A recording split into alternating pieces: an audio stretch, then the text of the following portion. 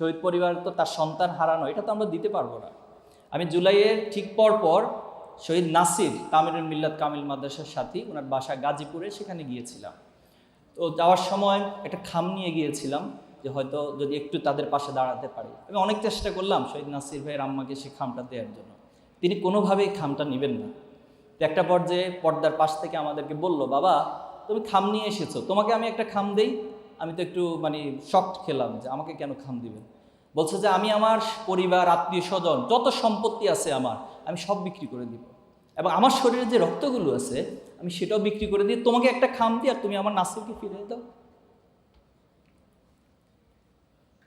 তাহলে আজকে এই জায়গায় দাঁড়িয়ে কি বাংলাদেশের প্রধানমন্ত্রী কোনো জবাব দেওয়ার সামর্থ্য আছে? ছাত্র শিবিরের কেন্দ্রীয় সভাপতি আমিরে জামাতের সামর্থ্য আছে এই মায়ের প্রশ্নের কোনো উত্তর দিতে পারবে?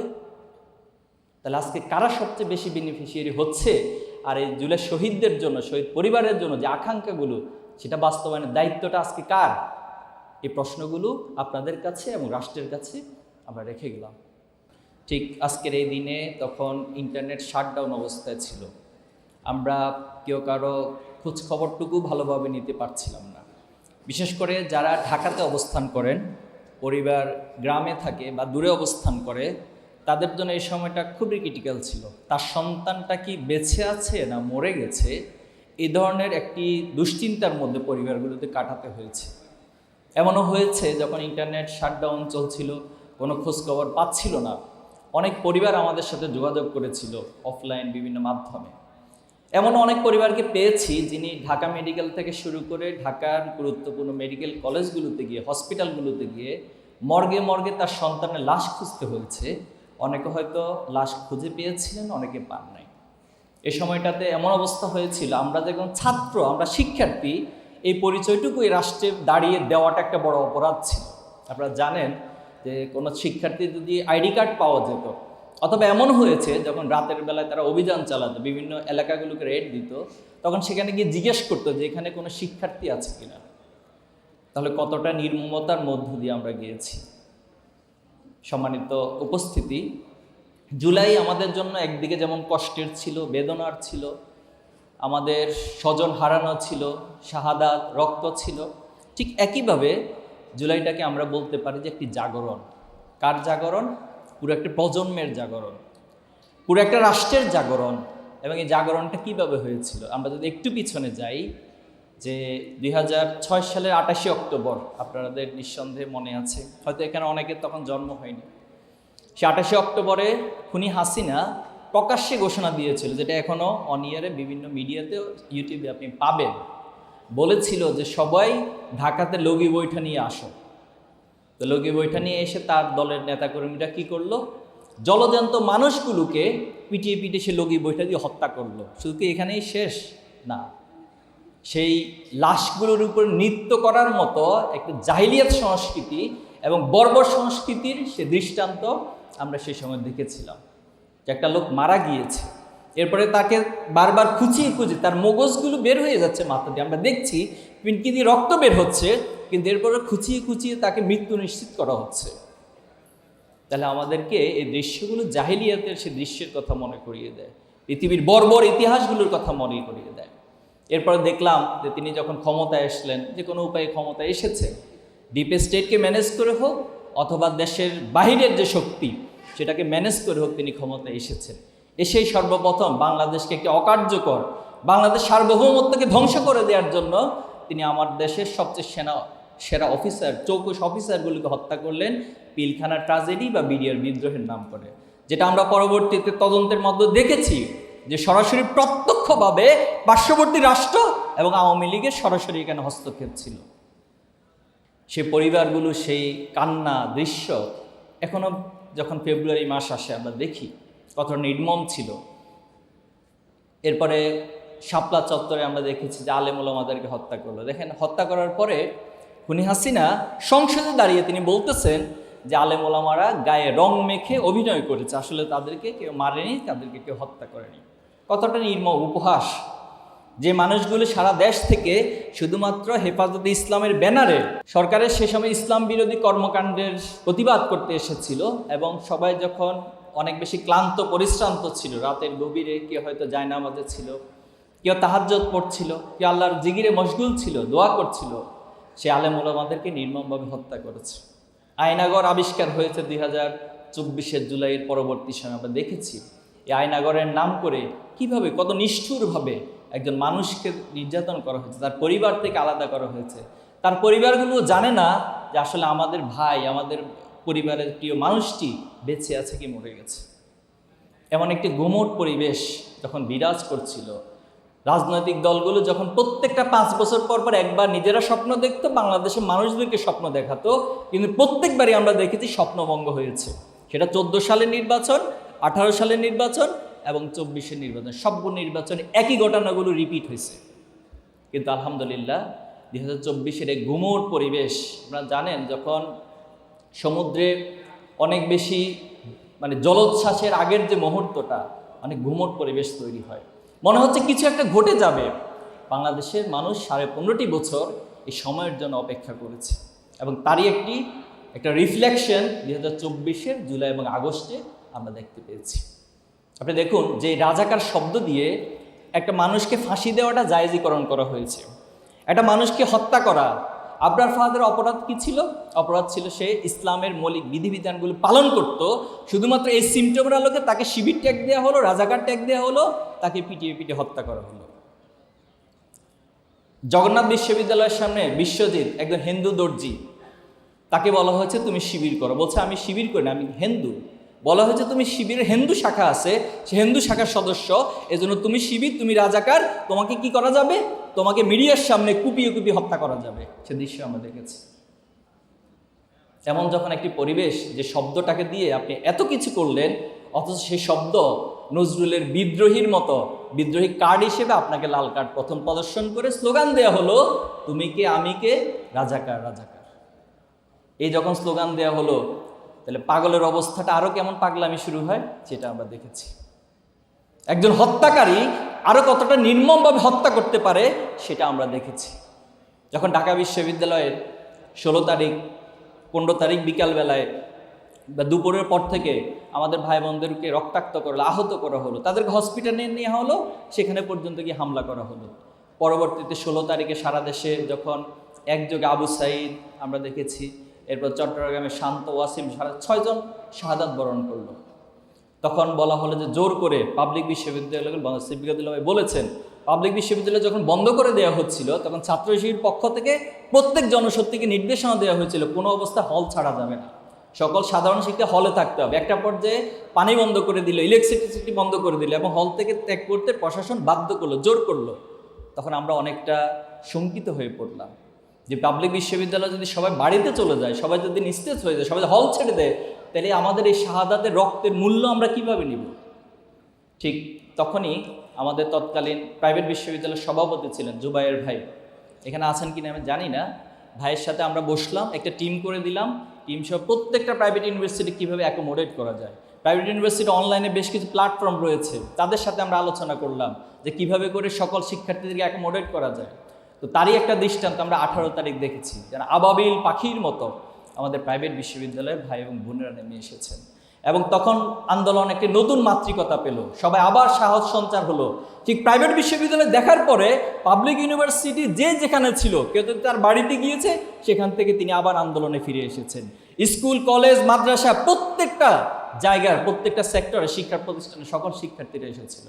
এজন্য আমি প্রাইভেট বিশ্ববিদ্যালয়ের সকল শিক্ষার্থী ভাই এবং বোনদের প্রতি এবং শিক্ষকদের প্রতি, যারা সে সময় ফ্যাসিবাদের বিরুদ্ধে অবস্থান নিয়ে বলিষ্ঠ ভূমিকা রেখেছিল, আমি সকলের প্রতি কৃতজ্ঞতা জানাচ্ছি, শ্রদ্ধা জানাচ্ছি এবং আল্লাহর কাছে আপনাদের এই অবদানের জন্য সর্বোত্তম যাজা কামনা করছি।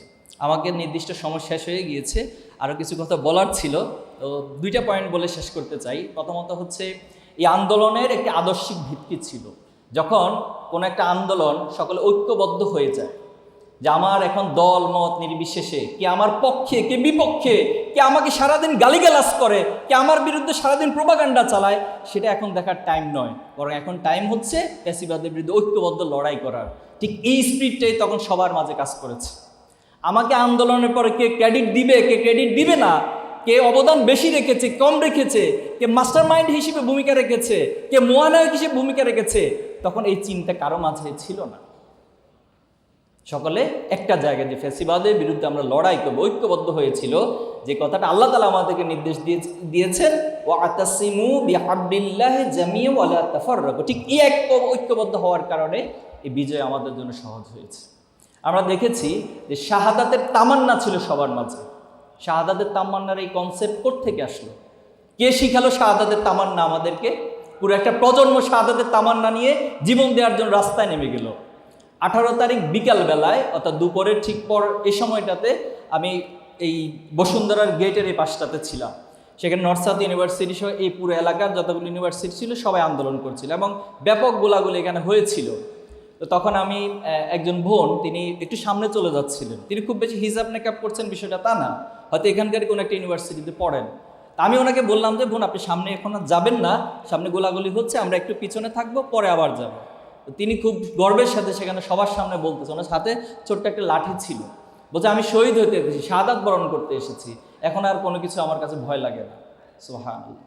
তাহলে এই অনুভূতিটা প্রত্যেকটা মানুষের ছিল। যতজন শহীদ হয়েছেন প্রত্যেকের পরিবাররা এখানে আছেন, অনেকের পরিবার, তাদের ভিতরে শাহাদাতের কোনো না কোনো সিমটম আগে ছিল। তারা আল্লাহকে ছাড়া কাউকে ভয় করেন না, এই কথাগুলো বলতেন। এবং তারা ন্যায়ের পক্ষে, অন্যায়ের বিপক্ষে জীবন দিবেন, এই কথাগুলো বলতেন। তার পিতামাতাদের কাছে ইসলামের মৌলিক কনসেপ্টগুলোকে তুলে ধরার চেষ্টা করতেন। আমাদের ছোট্ট শিশু জাবের ইব্রাহিম, যার মা এখন পার্লামেন্টে আছেন, জাবের ইব্রাহিম তার পরিবারের মাঝে তার পিতামাতাকে পর্যন্ত, ছোট্ট একটা শিশু কিন্তু তার পিতামাতাকে ইসলামের মৌলিক কনসেপ্টের বিষয়ে বলতেন। কখনো যদি কারোর সাথে কর্কশ ভাষায় পরিবারে কেউ কথা বলতেন, জাবের ইব্রাহিম গিয়ে বলতেন যে কর্কশ ভাষায় কথা বলা তো ইসলামের নীতিমালা না, একটু মোলায়েমভাবে বলতে হয়, একটু উদারভাবে বলতে হয়। কতটা মানে শহীদের যে স্পিরিট, সেটা আমরা এই প্রত্যেকটা জিনিস, শহীদ আনাসের চিঠির মধ্যে বলেছিল যে স্বার্থপরের মধ্যে কিভাবে বসে থাকি, যেখানে আমার ভাইয়েরা বোনেরা সবাই জীবন দিচ্ছে, যে আমি সেখানে গিয়েছি। তো আমাদের এই আদর্শিক ভিত্তিটাকে উপলব্ধি করতে হবে। এখানে একটা বড় জায়গা ছিল স্যাক্রিফাইস করা, একজনের জন্য আরেকজন স্যাক্রিফাইস করা। তিনি জানেন একজন আহত অবস্থায় আছেন, তাকে যদি এখন ধরতে যান, উঠাতে যান, তাকে হসপিটালে নিতে যান, তার গায়েও গুলি লাগবে। কিন্তু আমরা কি অসংখ্য দৃশ্য দেখেছি না, যে একজনকে গুলি করা হচ্ছে, আরেকজন পিছন থেকে তাকে হসপিটাল নিয়ে যাওয়ার জন্য বলা হচ্ছে। আবার ইন দ্য সেম ওয়েতে যাকে হসপিটাল নিয়ে যাওয়া হচ্ছে তিনি বলছেন, আপনারা আমাকে নিয়ে টেনশন করবেন না, আপনারা আন্দোলনের সামনের দিকে এগিয়ে যান। আপনারা যদি আন্দোলনের সামনের দিকে এগিয়ে যেতে পারেন, এই আন্দোলন সফল হবে। ঠিক এই দৃশ্যগুলো আমাদেরকে প্রায় 1500 বছর আগে ইসলামের যে কনসেপ্ট, ইসলামের জিহাদের ময়দানে যে ঘটনাগুলো ঘটতো সেটা স্মরণ করিয়ে দেয়। জিহাদের ময়দানে সবাই আহত অবস্থায় কাতরাচ্ছে, পানি নিয়ে আসলো কোনো একজন পানি পান করানোর জন্য। বলা হলো আমাকে নিয়ে টেনশন করবেন না, আমাকে সেবা দিতে হবে না, আমাকে চিকিৎসা দিতে হবে না, আমাকে পানি দিতে হবে না, আমার সামনে আরেকজন ভাই আছেন তাকে দিন। এভাবে দেখা গেল যে অনেকের কাছে যাওয়া হলো, প্রত্যেকে আরেকজনের প্রতি স্যাক্রিফাইস করলো, দিন শেষে সবাই শাহাদাত বরণ করেছে। এই জুলাই আমাদেরকে সেই স্মৃতিগুলো, সেই দৃশ্যগুলোকে মনে করিয়ে দেয়। আমরা দেখেছি যে ইসলামের ইতিহাসে জিহাদের ময়দানে এক পক্ষ যুদ্ধ করত, আরেক পক্ষ নামাজ পড়তো, আরেক পক্ষ হচ্ছে তাদের শেল্টার দিত, তাদের সেবা শুশ্রূষা করতো, খাবার দিত। ইন দ্য সেম ওয়েতে জুলাইতে প্রত্যেকটা সেক্টর আমরা দেখেছি। জুলাইয়ের দৃশ্যতে আমরা দেখেছি যে একদিকে প্রচণ্ড গোলাগুলি হচ্ছে, রক্ত ঝরছে, আরেকদিকে এক পক্ষ আজান দিচ্ছে, ইকামত দিচ্ছে, নামাজে দাঁড়িয়ে যাচ্ছে। তাহলে পুরো এই প্রজন্মের মাঝে একটি স্পিরিট, একটি আদর্শিক ভিত্তি জুলাই আমাদেরকে শিক্ষা দিয়ে যায়। আপনারা দেখেছেন যেদিন বিজয় লাভ করেছে, আমাদের সিবগাতুল্লাহ ভাইয়ের একটা বড় দায়িত্ব ছিল গণভবন জয় করা। আলহামদুলিল্লাহ তিনি জয় করে আমাদেরকে সে ফোন দিয়েছিলেন যে ভাই আমরা জয় করেছি। এটার জন্য অনেক মেকানিজম আমাদেরকে করতে হয়েছে। জুলাই সে শুরু থেকে এই চিন্তা, এই স্বপ্ন, আমাদের কয়েকটা গ্রুপ ছিল, গ্রুপগুলোর নামগুলো ছিল হোপ, ডেস্টিনেশন, যে আমরা একটা লক্ষ্যকে নিয়ে সামনে অগ্রসর হচ্ছি। তখন সে কি দৃশ্য দেখলাম আমরা, সে গণভবন জয় করার পর সবাই মাটিতে লুটি আল্লাহর দরবারে সিজদা অবনত হয়েছে এবং আল্লাহর কাছে কাঁদছে।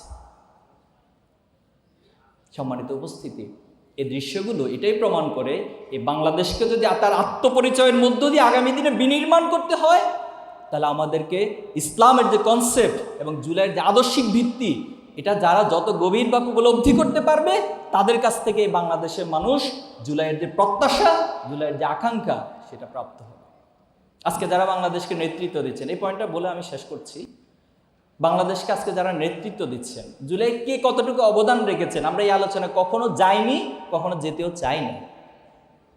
প্রত্যেকে তার নিজের জায়গা থেকে ভূমিকা রেখেছেন। আমরা এই কথাটা বলতে, জুলাইটা সবার ছিল, কিন্তু আজকের দিনে কারা সবচেয়ে বেশি বেনিফিশিয়ারি হচ্ছেন এই জুলাই থেকে, তাদেরকে অন্তত একটা আত্মসমালোচনা করা দরকার যে জুলাইতে আমার নিজের কতটুকু কন্ট্রিবিউশন ছিল, সে আলোকে আমি কতটুকু আজকে আউটপুট পাচ্ছি, কতটুকু আউটপুট ভোগ করছি। অথচ জুলাইয়ের সে শহীদ পরিবারগুলোর অবস্থা কি? শহীদ পরিবার তো তার সন্তান হারানো, এটা তো আমরা দিতে পারবো না। আমি জুলাইয়ের ঠিক পর শহীদ নাসির তামিরুল মিল্লাত কামিল মাদ্রাসার সাথী, ওনার বাসা গাজীপুরে, সেখানে গিয়েছিলাম। তো যাওয়ার সময় একটা খাম নিয়ে গিয়েছিলাম যে হয়তো যদি একটু তাদের পাশে দাঁড়াতে পারি। আমি অনেক চেষ্টা করলাম শহীদ নাসির ভাইয়ের আম্মাকে সেই খামটা দেওয়ার জন্য, তিনি কোনোভাবেই খামটা নেবেন না। তো একটা পর্যায়ে পর্দার পাশ থেকে আমাদেরকে বলল, বাবা তুমি খাম নিয়ে এসেছো, তোমাকে আমি একটা খাম দেই। আমি তো একটু শকড খেলাম যে আমাকে কেন খাম দিবেন। বলছে যে আমি আমার পরিবার, আত্মীয় স্বজন, যত সম্পত্তি আছে আমার, আমি সব বিক্রি করে দিব, এবং আমার শরীরে যে রক্তগুলো আছে আমি সেটাও বিক্রি করে দিয়ে তোমাকে একটা খাম দিই, আর তুমি আমার নাসিরকে ফিরিয়ে দাও। তাহলে আজকে এই জায়গায় দাঁড়িয়ে কি বাংলাদেশের প্রধানমন্ত্রী কোনো জবাব দেওয়ার সামর্থ্য আছে? ছাত্র শিবিরের কেন্দ্রীয় সভাপতি আমিরে জামাতের সামর্থ্য আছে এই মায়ের প্রশ্নের কোনো উত্তর দিতে পারবে? তাহলে আজকে কারা সবচেয়ে বেশি বেনিফিশিয়ারি হচ্ছে? আর এই জুলাই শহীদদের জন্য, শহীদ পরিবারের জন্য যে আকাঙ্ক্ষাগুলো, সেটা বাস্তবায়নের দায়িত্বটা আজকে কার? এই প্রশ্নগুলো আপনাদের কাছে এবং রাষ্ট্রের কাছে আমরা রেখে গেলাম, এবং আমরা প্রত্যাশা করব আপনাদের মধ্যে যদি উল্টাপাল্টা চিন্তাও আসে, আপনারা একটু ভালো হয়ে যান। আপনাদের মাঝে যদি ক্ষমতা আঁকড়িয়ে ধরার কোনো চিন্তা আসে, মেহেরবানি করে এটা শহীদদেরকে সাথে নিয়ে ক্ষমতায় থাকা, এই দেশের মানুষকে সার্ভিস দেওয়ার চিন্তাটা করুন। যদি সব কিছু আগের মতোই থাকে, তাহলে তো আমার এই জীবনগুলো ক্ষমতা পরিবর্তনের জন্য হয়নি। আমার এই জীবনটা তো শুধু কাউকে অন্য জায়গা থেকে নিয়ে এসে এখানে প্রধানমন্ত্রী বানানোর জন্য হয় নাই। সারাদিন যারা গর্তের মধ্যে বসবাস করত, যারা দান খেতে রাত্রি যাপন করতো, তাদেরকে এনে একটা চেয়ার দিব, এই জন্য তো আমার এই জীবনগুলো দেইনি। কেন দিয়েছিলাম? এই রাষ্ট্রের আমূল পরিবর্তন হবে, সংস্কার হবে, চিন্তার পরিবর্তন হবে, সংস্কৃতি প্রত্যেকটা জায়গায়, রাজনৈতিক সংস্কৃতি, পুরো রাষ্ট্রের কাঠামোগত পরিবর্তন হবে। আজকে সেই পরিবর্তনের প্রসঙ্গ যখন আসে, তখন আমাদেরকে হাইকোর্ট আর সংবিধান দেখানো হয় না? দেখানো হয়। 71, 72 সেই ইতিহাসগুলো সামনে নিয়ে আসা হয়। তো 72-এর সংবিধানের কথা তো বেগম জিয়া নিজে বলেছেন যে আমি যদি ক্ষমতায় আসি এই সংবিধানকে ছুঁড়ে ফেলে দিব, কারণ এই সংবিধানের চতুর্থ সংশোধনীর মধ্য দিয়ে এই বাংলাদেশের প্রথম বাকশাল এবং স্বৈরতান্ত্রিক কাঠামো স্তম্ভ তৈরি করা হয়েছিল, এবং তার ভিত্তিতে মূলত এই যে দীর্ঘদিনের ফ্যাসিবাদ, সেই ফ্যাসিবাদের একটি স্ট্রাকচার দাঁড়িয়েছে। এজন্য আমরা আহ্বান করব, আপনারা এই ভুলগুলোকে সংশোধন করে নেবেন, এবং শহীদ পরিবার, আহত ভাইয়েরা যারা আছেন তাদের কাছে একটু যাবেন, তাদের কথাগুলো একটু মন দিয়ে, হৃদয় দিয়ে উপলব্ধি করবেন, ঠিক সে আলোকে রাষ্ট্র পরিচালনা করেন। আমরা সহযোগিতা, আর যদি না করেন তাহলে আমরা হয়তো আশাহত হই মাঝে মাঝে, কিন্তু যখন আশাহত হই তখনই কোরআনের সেই আয়াতগুলো আমাদের সামনে আসে যে তুমি আশাহত হচ্ছ কেন? তোমার তো আশাহত হওয়া জায়েজ নেই। ওয়ালা তাহিনু ওয়ালা তাহজানু, তুমি আশাহত হইও না, হতাশ হইও না, তুমি বিজয়ী হবে, আজ না হোক কাল, কাল না হোক পরশু। এই জন্য আমরা এই বাংলাদেশের কোনো নব্য ফ্যাসিবাদকে কখনো কোনো অবস্থায় আমাদের শরীরে এক বিন্দু রক্ত থাকতে আমরা মেনে নিব না ইনশাল্লাহ। এবং শহীদ পরিবারের কাছে আমরা ওয়াদা করছি, শহীদদের কাছে আমরা কমিটমেন্ট দিচ্ছি, আমরা শহীদ হয়ে, আমরা রক্ত দিয়ে আপনাদের এই স্বপ্নগুলোকে আজ হোক কাল হোক অবশ্যই বাস্তবায়ন করবো ইনশাল্লাহ। আপনাদের সবাইকে ধন্যবাদ। আসসালামু আলাইকুম।